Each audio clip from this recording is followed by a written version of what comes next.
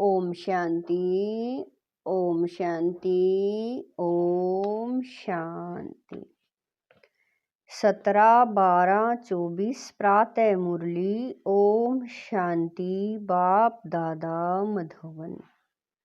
मीठे बच्चे, तुम बाप के पास आए हो अपना सौभाग्य बनाने। परम सौभाग्य उन बच्चों का है जिनका ईश्वर सब कुछ स्वीकार करता है। प्रश्न है, बच्चों की किस एक भूल से माया बहुत बलवान बन जाती है? उत्तर है, बच्चे भोजन के समय बाबा को भूल जाते हैं।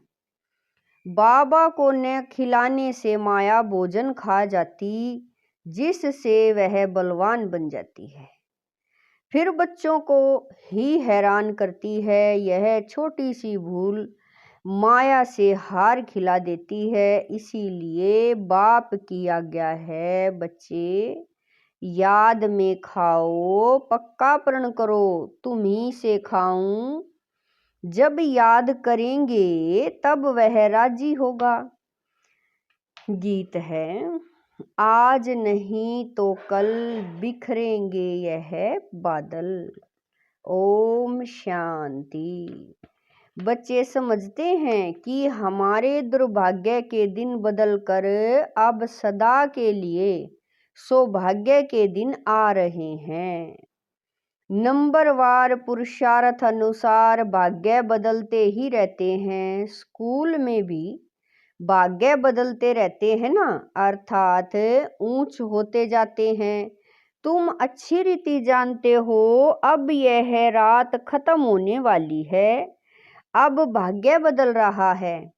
ज्ञान की वर्षा होती रहती है। सेंसेबल बच्चे समझते हैं, बरोबर दुर्भाग्य से हम सौभाग्यशाली बन रहे हैं, अर्थात स्वर्ग के मालिक बन रहे हैं। नंबरवार पुरुषार्थ अनुसार हम अपना दुर्भाग्य से सौभाग्य बना रहे हैं। अब रात से दिन हो रहा है, यह तुम बच्चों बगैर कोई को पता नहीं है। बाबा गुप्त है तो उनकी बातें भी गुप्त हैं। भले मनुष्यों ने बैठकर सहज राजयोग और सहज ज्ञान की बातें शास्त्रों में लिखी हैं, परंतु जिन्होंने लिखा वह तो मर गए। बाकी जो पढ़ते हैं वह कुछ समझ नहीं सकते, क्योंकि बेसमझ हैं। कितना फर्क है। तुम भी नंबरवार पुरुषार्थ अनुसार समझते हो, अभी एक रस पुरुषार्थ नहीं करते हैं। दुर्भाग्य किसको, सौभाग्य किसको कहा जाता है, यह सिर्फ तुम ब्राह्मण ही जानते हो, और तो सभी घोर अंधियारे में हैं। उनको जगाना है, समझा कर सौभाग्यशाली। बाबा कह रहे हैं, समझा कर सौभाग्यशाली कहा जाता है। सूर्यवंशियों को 16 कला संपूर्ण वही हैं। हम बाप से स्वर्ग के लिए सौभाग्य बना रहे हैं। जो बाप स्वर्ग रचने वाला है, अंग्रेजी जानने वालों को भी तुम समझा सकते हो। हम हेविनली गॉड फादर द्वारा हेविन का सौभाग्य बना रहे हैं। हेविन में है सुख, हेल में है दुख। गोल्डन एज माना सतयुग सुख, आयरन एज माना कलयुग दुख। बिल्कुल सहज बात है। अभी बाबा कह रहे हैं, हम अभी पुरुषार्थ कर रहे हैं। अंग्रेज, क्रिश्चियन आदि बहुत आएंगे। बोलो, हम अब सिर्फ एक ही हेवनली गॉड फादर को याद करते हैं, क्योंकि मौत सामने खड़ा है। बाप कहते हैं, तुमको मेरे पास आना है। जैसे तीर्थों पर जाते हैं ना, बौद्धियों का अपना तीर्थ स्थान है, क्रिश्चियन का अपना, हर एक की रस्म रिवाज अपनी होती है। हमारी है बुद्धि योग की बात। जहाँ से पार्ट बजाने आए हैं वहाँ फिर जाना है। वह है हेवन स्थापन करने वाला गॉड फादर। उसने हमको बताया है, हम आपको भी सच्चा पथ बतलाते हैं। गॉड फादर को याद करो तो अंतमति सोगति हो जाएगी। जब कोई बीमार पड़ते हैं तो उनको सभी जाकर सावधान करते हैं कि राम कहो। बंगाल में जब कोई मरने पर होता है तो गंगा पर ले जाते हैं, फिर कहते हैं हरि बोल हरि बोल, तो हरि के पास चले जाएंगे, परंतु कोई जाता नहीं। सतयुग में तो कहेंगे नहीं कि राम राम कहो या हरि बोल कहो। द्वापर से फिर यह भक्ति मार्ग शुरू होता है। ऐसे नहीं, सतयुग में कोई भगवान या गुरु को याद किया जाता है। वहां तो सिर्फ अपनी आत्मा को याद किया जाता है। हम आत्मा एक शरीर छोड़ दूसरा लेती हैं, अपनी बादशाही याद पड़ती है, समझते हैं हम बादशाही में जाकर जन्म लेंगे। यह अब पक्का निश्चय है। बादशाही तो मिलनी ही है ना, बाकी किसको याद करेंगे अथवा दान पुण्य करेंगे। वहां कोई गरीब होता ही नहीं। जिसको बैठ दान पुण्य करे। भक्ति मार्ग की रस्म रिवाज अलग, ज्ञान मार्ग की रस्म रिवाज अलग। अभी बाप को सब कुछ दे 21 जन्मों का वर्षा ले लिया, बस फिर दान पुण्य करने की दरकरार नहीं। ईश्वर बाप को हम सब कुछ दे देते हैं, ईश्वर ही स्वीकार करते हैं।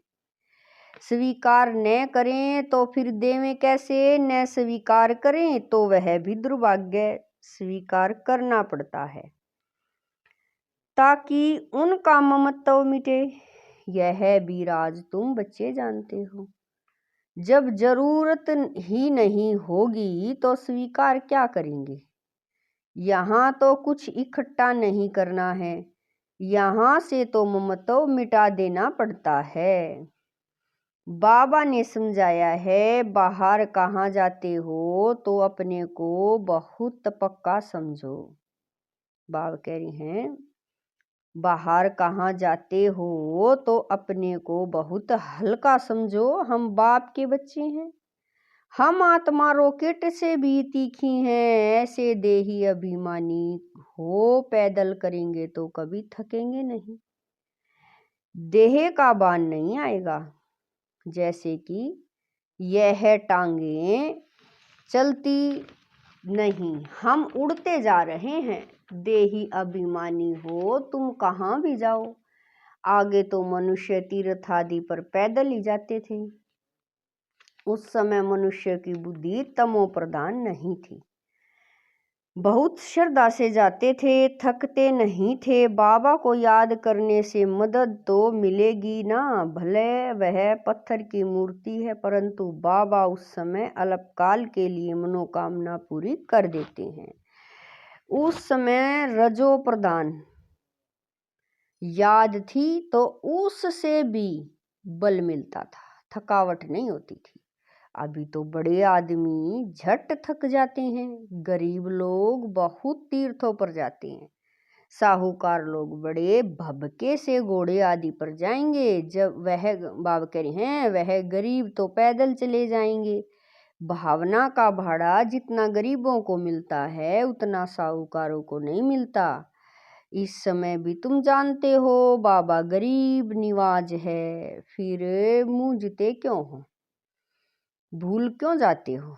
बाबा कहते हैं तुमको कोई तकलीफ नहीं करनी है, सिर्फ एक साजन को याद करना है। तुम सभी सजनियां हो तो साजन को याद करना पड़े। उस साजन को भोग लगाने के बिना खाने में लज्जा नहीं आती।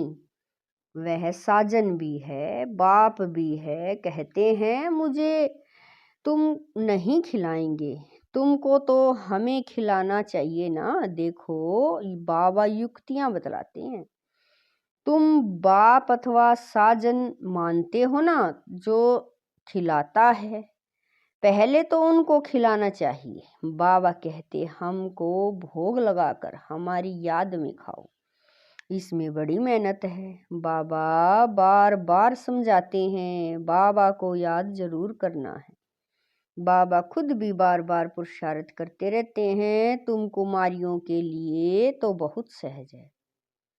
तुम सीढ़ी चढ़ी ही नहीं हो। कन्या की तो साजन के साथ सगाई होती ही है, तो ऐसे साजन को याद कर भोजन खाना चाहिए। उनको हम याद करते हैं और वह हमारे पास आ जाते हैं। याद करेंगे तो भाषण लेंगे, तो ऐसी ऐसी बातें करनी चाहिए बाबा के साथ। तुम्हारी यह प्रैक्टिस होगी रात को जागने से। अभ्यास पड़ जाएगा तो फिर दिन में भी याद रहेगी। भोजन पर भी याद करना चाहिए। साजन के साथ तुम्हारी सगाई हुई है, तुम इसे खाऊं, यह पक्का प्रण करना है। जब याद करेंगे तभी तो वह खाएंगे ना। उनको तो वासना ही मिलनी है, क्योंकि उनको अपना शरीर तो नहीं है। कुमारियों के लिए तो बहुत सहज है। इनको जास्ती फैसिलिटीज सहूलियतें हैं। शिव बाबा हमारा सलोना साजन कितना मीठा है। आधा कल्प हमने आपको याद किया है, अभी आप आकर मिले हो। हम जो खाते हैं आप भी खाओ। ऐसे नहीं, एक बार याद किया बस फिर तुम खुद खाते जाओ। उनको खिलाना भूल जाओ। उनको भूलने से उनको मिलेगा नहीं। चीजें तो बहुत खाते हो। खिचड़ी खाएंगे, आम खाएंगे, मिठाई खाएंगे। ऐसे थोड़े ही शुरू में याद किया खल्लास, फिर और चीजें वे कैसे खाएंगे। साजन नहीं खाएंगे तो माया बीच में खा जाएगी, उनको खाने नहीं देगी। हम देखते हैं माया खा जाती है तो वह बलवान बन जाती है और तुमको हराती रहती है। बाबा युक्तियाँ सब बतलाते हैं। बाबा को याद करो तो बाप अथवा साजन बहुत राजी होगा। कहते हो बाबा तुम्ही से बैठूं, तुम्ही से खाऊं। हम आपको याद कर खाते हैं, ज्ञान से जानते हैं। आप तो भाषण ही लेंगे। यह तो लोन का शरीर है, याद करने से वह आते हैं। सारा मदार तुम्हारी याद पर है। इसको योग कहा जाता है। योग में मेहनत है।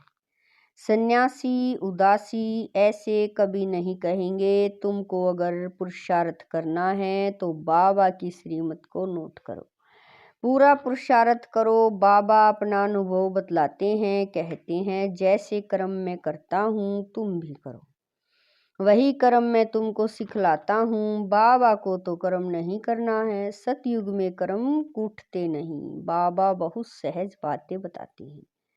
तुम ही से बैठूं, सुनूं, तुम ही से खाऊं, यह तुम्हारा ही गायन है। साजन के रूप में व बाप के रूप में याद करो, गाया हुआ है ना। विचार सागर मंथन कर ज्ञान की पॉइंट्स निकालते हैं। इस प्रैक्टिस से विक्रम भी विनाश होंगे, तंदुरुस्त भी बनेंगे। जो पुरुषार्थ करेंगे उनको फायदा होगा, जो नहीं करेंगे उनको नुकसान होगा। सारी दुनिया तो स्वर्ग का मालिक नहीं बनती है, यह भी हिसाब किताब है। बाबा बहुत अच्छी रीति समझाते हैं। गीता तो सुना, बरोबर हम यात्रा पर चल रहे हैं। यात्रा पर भोजन आदि तो खाना ही पड़ता है। सजनी साजन के साथ, बच्चा बाप के साथ खाएगा। यहाँ भी ऐसे है। तुम्हारी साजन के साथ जितनी लगन होगी उतना खुशी का पारा चढ़ेगा। निश्चय बुद्धि विजयंती होते जाएंगी। योग माना दौड़ी, यह बुद्धि योग की दौड़ी है। हम स्टूडेंट हैं, टीचर हमको दौड़ना सिखलाते हैं। बाप कहते हैं ऐसे नहीं समझो कि दिन में सिर्फ कर्म ही करना है। कछुए मिसल कर्म कर फिर याद में बैठ जाओ। भ्रमरी सारा दिन भू भू करती थी, फिर कोई उड़ जाते कोई मर जाते। वह तो एक दृष्टांत है। यहाँ भू भू कर आप सामान बनाते हो, उसमें कोई का तो बहुत लव रहता है। कोई सड़ जाते हैं, कोई अधूरे रह जाते हैं, भागंती हो जाते हैं, फिर जाकर कीड़ा बनते हैं। तो यह भूं भूं करना बहुत सहज है। मनुष्य से देवता किए करत ने लागी वार, अभी हम योग लगा रहे हैं, देवता बनने का पुरुषार्थ कर रहे हैं। यही ज्ञान गीता में था। वह मनुष्य से देवता बनाकर गए थे। सतयुग में तो सब देवताएं थे, जरूर उन्हों को संगम युग पर ही आकर देवता बनाया होगा। वहां तो देवता बनने का योग नहीं सिखलाएंगे। सतयुग आदि में देवी देवता धर्म था और कलयुग अंत में है आसुरी धर्म। यह बात सिर्फ गीता में ही लिखी हुई है। मनुष्य को देवता बनाने में देरी नहीं लगती है, क्योंकि हम ऑब्जेक्ट बता देते हैं। वहाँ सारी दुनिया में एक धर्म होगा। दुनिया तो सारी होगी ना, ऐसे नहीं चीन यूरोप नहीं होंगे, परंतु वहाँ मनुष्य नहीं होंगे, सिर्फ देवता धर्म वाले होंगे और धर्म वाले होते नहीं। अभी है कलयुग, हम भगवान द्वारा मनुष्य से देवता बन रहे हैं। बाप कहते हैं तुम 21 जन्म सदा सुखी बनेंगे, इसमें तकलीफ की कोई बात नहीं। भक्ति मार्ग में भगवान के पास जाने के लिए कितनी मेहनत की है। कहते हैं पार निर्वाण गया, ऐसे कभी नहीं कहेंगे कि भगवान के पास गया, कहेंगे स्वर्ग गया। एक के जाने से तो स्वर्ग नहीं बनेगा, सबको जाना है।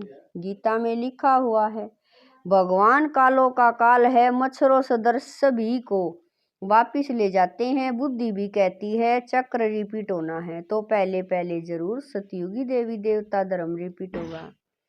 फिर बाबा कह रहे हैं फिर बाद में और धर्म रिपीट होंगे। बाबा कितना सहज बतलाते हैं, मन मना भव बस। 5000 वर्ष पहले भी गीता के भगवान ने कहा था लाडले बच्चे, अगर श्री कृष्ण कहेंगे तो सिर्फ धर्म वाले को कोई सुन न सके, भगवान कहेंगे तो सभी को लगेगा गॉड फादर हेवन स्थापन करते हैं, जिसमें फिर हम जाकर चक्रवर्ती राजा बनेंगे। इसमें कोई खर्चे आदि की बात नहीं है, सिर्फ सृष्टि के आदि मध्य अंत को जानना है। तुम बच्चों को विचार सागर मंथन करना है, कर्म करते दिन रात ऐसे पुरुषार्थ करते रहो। विचार सागर मंथन नहीं करेंगे या बाप को याद नहीं करेंगे, सिर्फ कर्म करते रहेंगे तो रात को भी वही ख्यालात चलते रहेंगे। मकान बनाने वाले को मकान का ही ख्याल चलेगा। भल विचार सागर मंथन करने की रिस्पॉन्सिबिलिटी इन पर है, परंतु कहते हैं कलश लक्ष्मी को दे दिया तो तुम लक्ष्मी बनती हो ना। अच्छा, मीठे मीठे शकील दे बच्चों प्रति माता पिता बाप दादा का याद प्यार और गुड मॉर्निंग। रूहानी बाप की रूहानी बच्चों को नमस्ते। हम रूहानी बच्चों की रूहानी माता पिता बाप दादा को दिलवा जान शिकवा प्रेम से याद प्यार गुड मॉर्निंग नमस्ते। ओम शांति मेरे बाबा, मीठे प्यारे बाबा, लाख लाख शुक्रिया मेरे बाबा। धारणा के लिए मुख्य सार है नंबर 1, श्रीमत को नोट कर पुरुषार्थ करना है। बाप ने जो कर्म करना सीख करके दिखा, बाबा कह रहे हैं धारणा के लिए मुख्य सार है नंबर 1, श्रीमत को नोट कर पुरुषार्थ करना है। बाप ने जो कर्म करके सिखाया है वही करने हैं। विचार सागर मंथन कर ज्ञान की पॉइंट्स निकालनी है। नंबर 2, अपने आप से प्रण करना है कि हम बाप की याद में ही भोजन खाएंगे।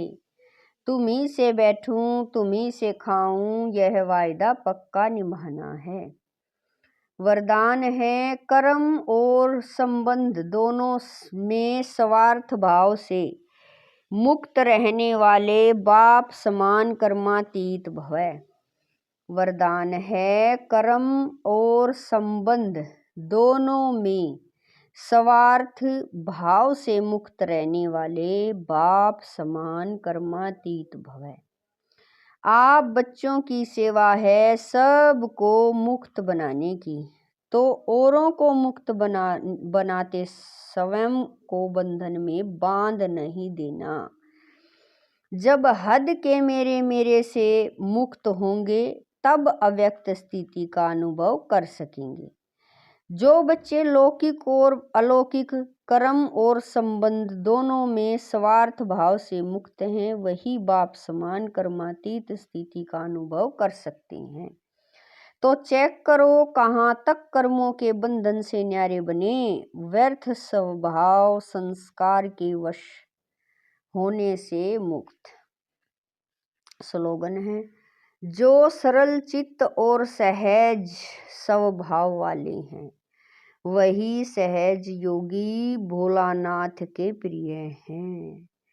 स्लोगन है, जो सरल चित्त और सहज स्वभाव वाले हैं वही सहज योगी भोलानाथ के प्रिय हैं। ओम शांति।